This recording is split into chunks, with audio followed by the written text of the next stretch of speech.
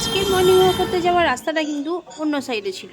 তো morning walk করে বাড়ি পৌঁছে গেছি, এখন বাজে সময় সকাল 6:30। আর এসে দেখি আরশিও ঘুম থেকে উঠে পড়েছে সকাল সকাল, আর শান চলে গেল পুরো পড়তে। তো good morning friends, welcome back to the new blog. কেমন আছো সবাই? নিশ্চয়ই ভীষণ ভীষণ ভালো আছো, আমিও ভীষণ ভালো আছি। আর চলে এসেছি তারপরেই এসে ছাদে।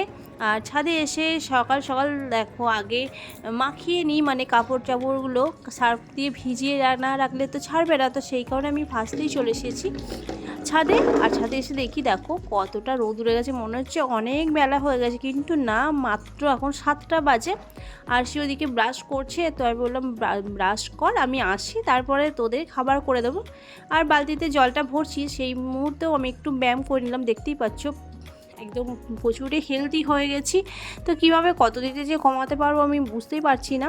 তো যাই হোক, জল ভরা হয়ে গেছে। আর এদিকে আমাদের তো উঠোন নেই, তো ছাদেই সবটা। তো সেই কারণে ছাদের মাঝখানে জল দিয়ে দিলাম, আর এদিকে তুলসী মন্দিরটা খুব ভালো করে ধুয়ে দিলাম। উঠোন থাকলে তো উঠোনের মাঝখানে ধুতে হয় বা নেতা দিতে হয়, যাই হোক করতে হয়, কিন্তু এখানে তো সেটা নেই। তো যাই হোক, তারপরে দেখো জল ভরে নিয়েছি ছাদে। আর এদিকে গামলার বালতি সবেতে করছি, কারণ হচ্ছে যে সোয়েটারগুলো এখন তো গরম পড়ে গেছে, তো সোয়েটারগুলো আর লাগবে না। সেই কারণে সোয়েটারগুলো সমস্ত কিছু কেচে কেচে তুলে দিতে হবে, না হলে না ঘরে তো একদম পুরো জাম হয়ে আছে জিনিসপত্রগুলো। আর ব্ল্যাঙ্কেটটা কাচবো, আমি ভাবছি আরও একটু কড়া রোদ হোক, তাহলে ব্ল্যাঙ্কেটটা ধুয়ে দিলে বেশ ভালোভাবে শুকোবে। সেই কারণে ব্ল্যাঙ্কেটটা বিছানাতেই এখন আপাতত রাখাই আছে।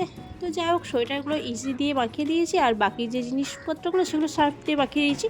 এইখানে একটা তুলসী গাছ হয়েছে, দেখো কত সুন্দর লাগছে তুলসী গাছটা, ছোট্ট পাড়া হয়েছে বেশ।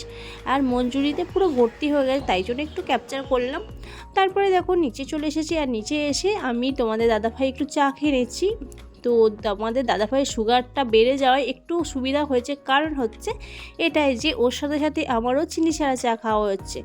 না হলে কি হয়, সবার জন্য ভালো করে চিনি দিয়ে চা করে নিজের জন্য শুধুমাত্র চিনি ছাড়া চা খেতে না খুব বিরক্ত লাগে। তো তারপরে দেখো আমি রান্নাতে লেগে গেছি, আর মিক্সিতে বেটে নিচ্ছি পোস্ত। আর পোস্তটা না একদম জল দিয়ে বাটলে মোটেই হবে না মিক্সিতে। ব্রেকফাস্ট অনেকক্ষণ হয়ে গেছে, আর ব্রেকফাস্ট আজকে আমি খেয়েছিলাম মুড়ি আর এই যে বেসনের বড়া, একটাই বেসনের বড়া, আর এই বাটি সাইজের মুড়ি নিয়েছি, আর 2 কুচি শশা দিয়ে খেয়েছি। একদম পুরো ভিখারির মতো অবস্থা আমার, মানে ডায়েট করছি যেহেতু, একটু কষ্ট করে হাঁটছি, তো একটু খাওয়া দাওয়াটা কন্ট্রোল করতে হবে, সেই কারণে। আর তোমার দাদাভাই এই বেসন বড়া করেছিলাম হালকা একদম তেল দিয়ে, এই বেসনের বড়া আর শশা দিয়ে মুড়ি খেয়ে গেছে। আর সানাসি আজকে খেয়েছে হচ্ছে কচুরি। রোজ রোজ তো ভাত খেতে ভালো লাগে, একঘেয়েমি লাগে, তো সেই জন্য বললো সান যে আজকে ভাত খাবো না, ভাত বানাবে না। তো আমি ওই জন্য কচুরি আনতে দিয়েছিলাম, ওরাও দুজনে কচুরি খেয়ে নিয়েছে।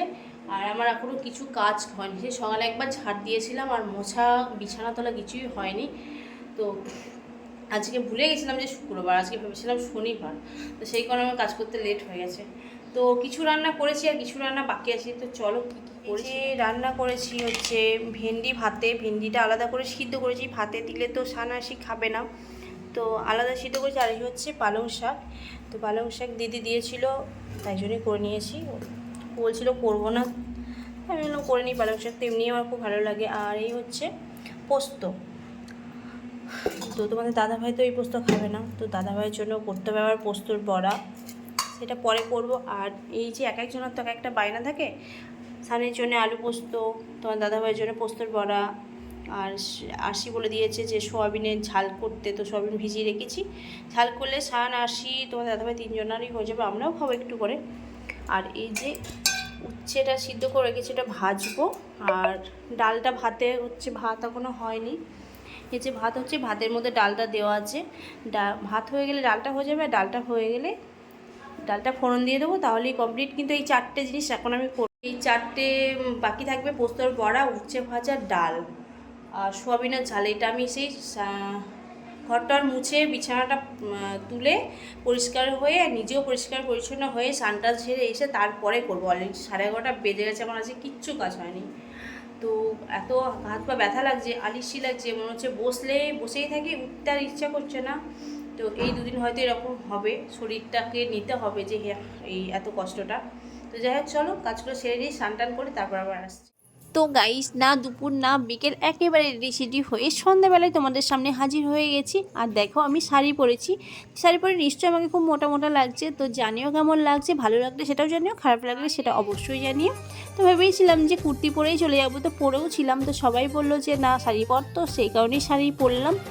তো আজকে হচ্ছে আমি যাচ্ছি একটা মেহেন্দি বাড়ি, কারণ কালকে বিয়ে ইনভাইট তো ছিলই, তো আজকে মেহেন্দি হবে, সেই কারণে সেটা বারবার করে ওর বাড়ি থেকে বলে গেল, তো সেই কারণেই যাচ্ছি। তো চলো, আমিও লাইফে ফার্স্ট টাইম মেহেন্দি দেখতে যাচ্ছি, জানি না কেমন হয়। তো চলো দেখতে থাকো তোমরাও। আর এটা হচ্ছে বাড়ির মধ্যে প্রবেশ করছি। আর এই একটা জিনিস দেখাই তোমাদের, এই যে সিঁড়িটা, বলো তো এটা কিসের সিঁড়ি? মনেই হচ্ছে না কাঠের সিঁড়ি, খুব সুন্দর মানে পেন্ট করেছে, যে একদম অরিজিনাল কাঠের মতো লাগছে। আমার তো ভীষণ পছন্দ হয়েছে এটা। তারপরে দেখো ছাদের মধ্যে হচ্ছে অনুষ্ঠানটা, আর এক সাইডে হচ্ছে রান্না বান্না। তো চলো কনেকে দেখাই। ও বাবা, আমি তো ভেবেছিলাম যে বৃষ্টি পড়ছে নাকি ছাদের মধ্যে, তারপরে দেখলাম না না বৃষ্টি নয়, শ্যুট চলছে। তো ছাতা মাথায় দিয়ে তো ভীষণই ভালো লাগছিল। ওই হচ্ছে আজকের ব্রাইড, যার হাতে মেহেন্দি পরানো হচ্ছে। আর জায়গাটাও খুব সুন্দর সাজিয়েছে, আর রঙ্গোলিটা দিয়েছে ওরা ভীষণ ভালো রঙ্গোলি দিতে পারে। তো চলো দেখতে থাকো মেহেন্দি অনুষ্ঠান আমার সাথে সাথে কেমন হয়। बीकानेरी छोकरी संतरे की टोकरी, घर तो छुड़वाया क्या छुड़ाएगी नौकरी।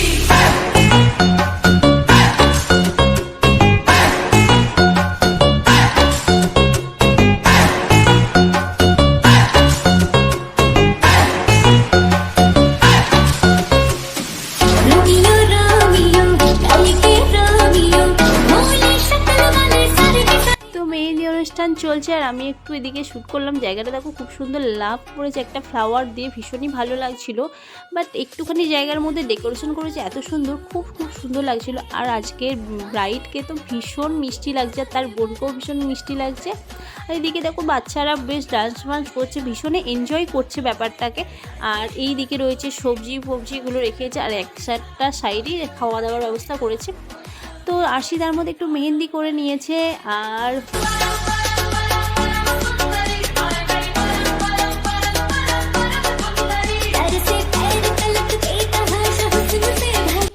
আমি বসেছিলাম, হঠাৎই পায়েল বললো আমাকেও একটু মেহেন্দি করে দাও। তো পায়েলের হাতে আমি একটু মেহেন্দি করে দিচ্ছি, আর ওইদিকে ওই ব্রাইডের হাতে ব্রাইডের বোনরা মেহেন্দি করে দিচ্ছে। তো আমি একটু মেহেন্দি করছি, আর তোমরা জানিও মেহেন্দিটা কেমন হলো পায়েলের হাতে। তো চলো।